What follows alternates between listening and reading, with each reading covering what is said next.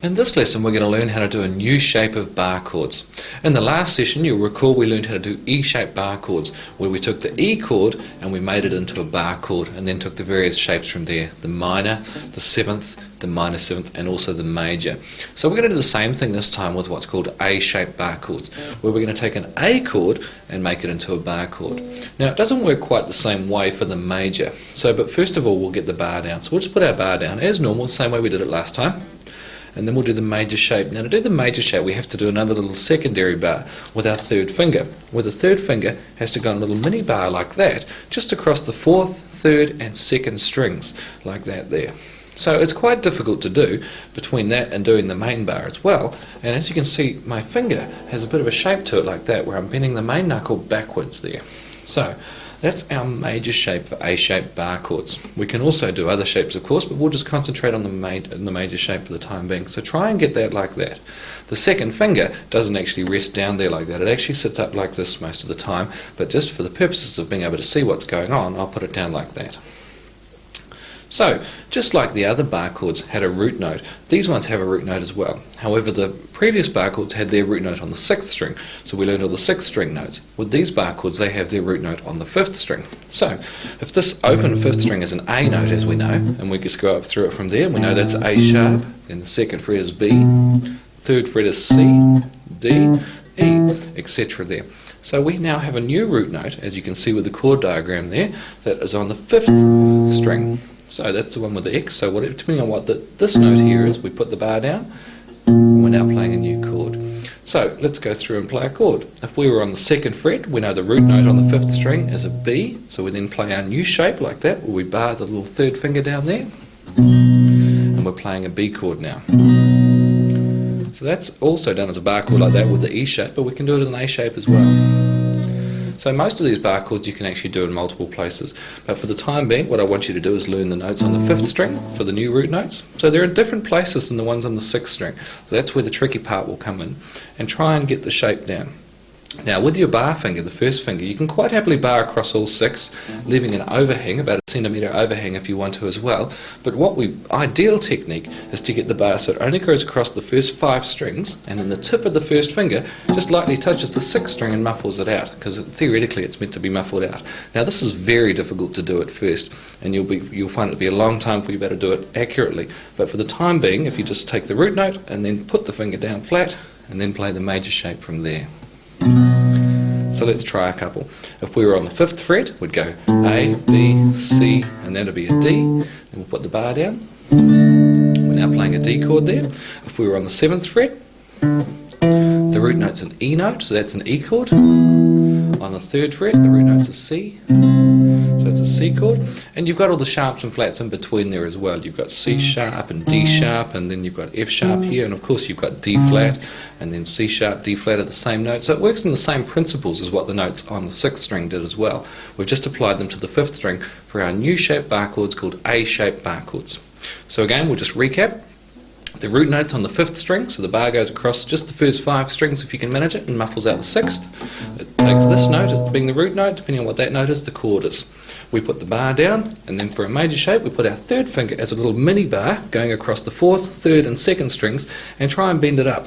Now the 1st string will be muffled out, because not many people have got a finger that can bend backwards in a horrendous angle like that to get through there.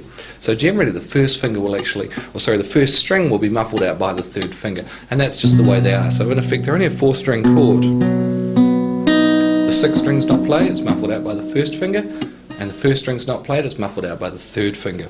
So that's our chords there. You can, if you were sitting in a studio or something like that, really try hard and get that finger really bend around so you could actually get that 1st string to ring through, and you'd be very proud of yourself. But on practical terms, if you're playing in front of people or on stage or playing just standing in a song, you won't be able to get that 1st string to ring through, so don't even try. So bar on the bar with the 1st finger, root note on the 5th string, and a shape where we have a little semi-bar with the 3rd finger. A-shaped bar chords. So now, In the same way as we had different shapes for the E-shaped bar chords, being of course the major, the minor, the 7th and the minor 7th, we're going to apply the same principles to the A-shaped bar chords. So let's have a look at our major first. It has the bar across all 5 strings and then the little mini bar with just the 3rd finger down there. And that's the major shape. So on the 2nd fret, that chord of course is a B chord, or B major or B. So if we want to make that into a minor chord, what we have to do is move our fingers here like this. So we put the bar down, then we put our 2nd finger onto the 3rd fret of the 2nd string, our 3rd finger onto the 4th fret of the 4th string, and our 4th finger onto the 4th fret of the 3rd string.